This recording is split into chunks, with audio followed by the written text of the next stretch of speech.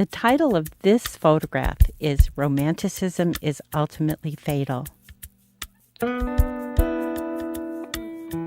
This photograph has brought me more rewards and public recognition than perhaps any other work I've made in my 40 years as a photographer. Ironically, I made this photo collage during one of the lowest times in my life, a period of deep romantic disappointment.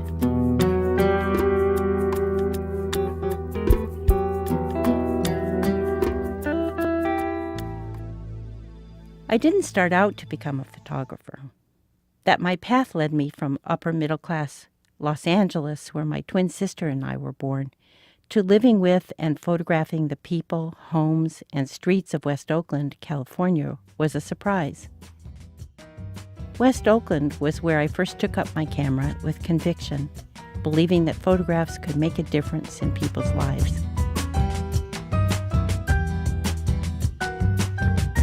The life I was leading was nothing I'd imagined growing up as the daughter of Jewish parents. My mother, an educated and rather aristocratic American, and my father, German Holocaust refugee. I never imagined becoming a feminist photographer, mixing the photography of family life with images from the daily news through photo collage, as in this small collage triptych from the Vietnam War era. These interchanges between public and private realms underlie my entire career as an artist.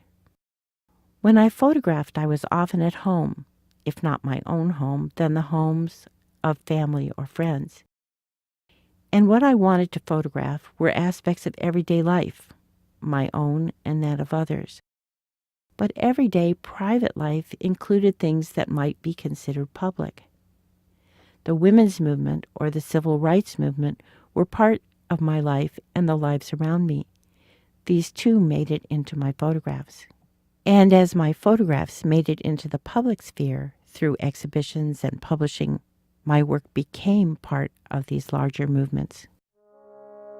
The first picture I ever exhibited in a museum, a picture of my sister-in-law, Sonia, pregnant, was part of an exhibit at the San Francisco Museum of Modern Art.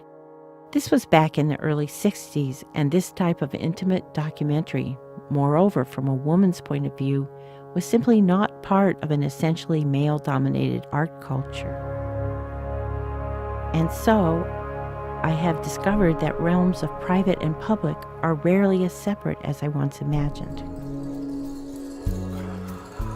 During my married life, I lived in this tin warehouse, part of a desperately poor neighborhood where I worked and photographed throughout the decade of the 1960s. We were, in a sense, part of a counterculture, a larger group of privileged enough youth who could reject material comfort for the adventure and challenge of the lives we wanted as artists, political activists, or even dropouts and street people. My husband and I were our own variation on these 60s themes. We were ambitious for ourselves, worked very hard at being artists, and quite willing to live with crummy, used furniture, heat that came only from a wood stove, and the self-imposed challenge to buy our groceries at $1 a day or less.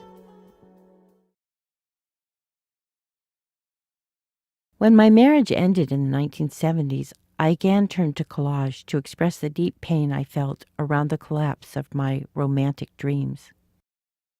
Collage was a medium that I tended to turn to in moments of crisis or change.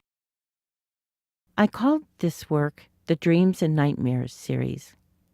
I selected elements to recall feelings of longing and loneliness, the passing of time, anger, and the desire for rescue from loss and despair.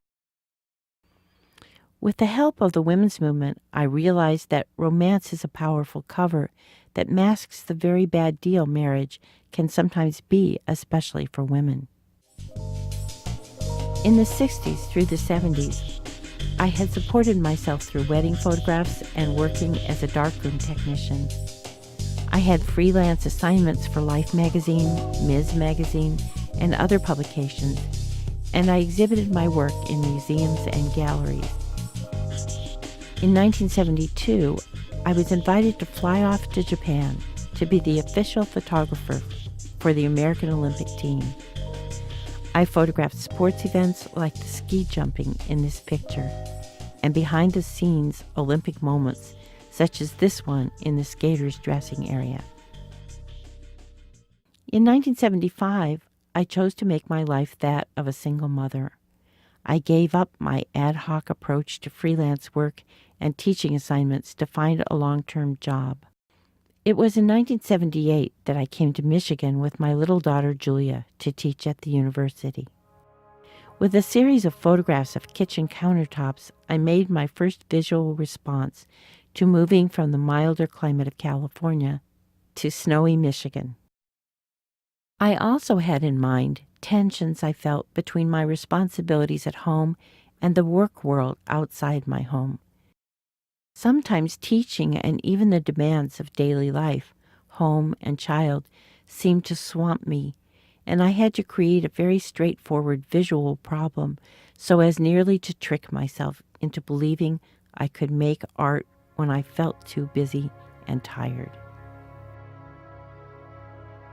One day I came home and was overwhelmed by a total mess and my own fatigue.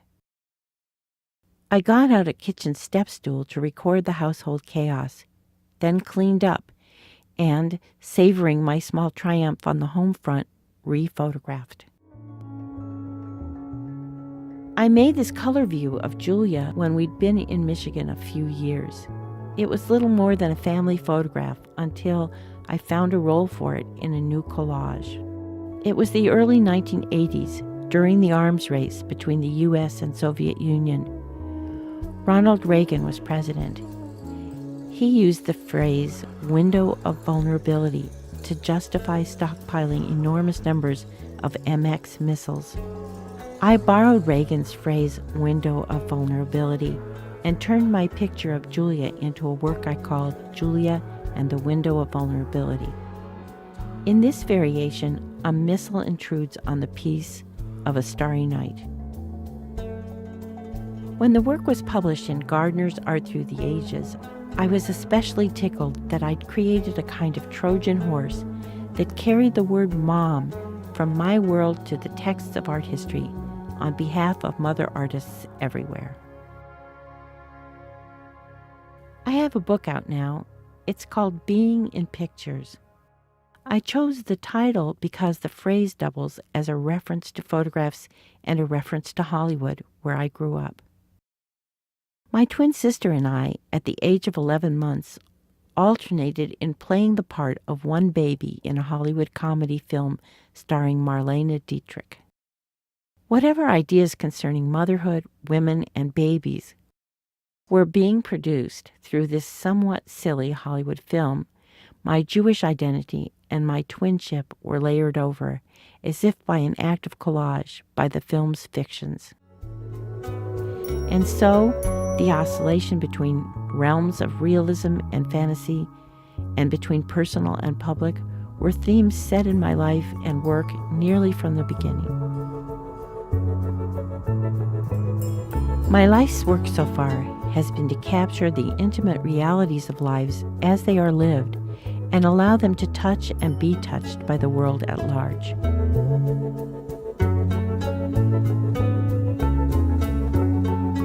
Carolyn Heilbrunn wrote a book I love. In it she says, we tell ourselves stories of our past, make fictions or stories of it, and these narratives become the past, the only part of our lives that is not submerged.